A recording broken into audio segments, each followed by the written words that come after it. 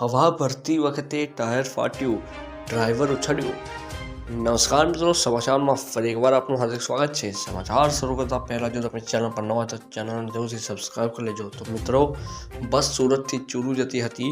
બસ ચાલક હવામાં 8 ફૂટ ઉછળીને જમીન પર પડ્યો, ઘટના સ્થળે જ મોત।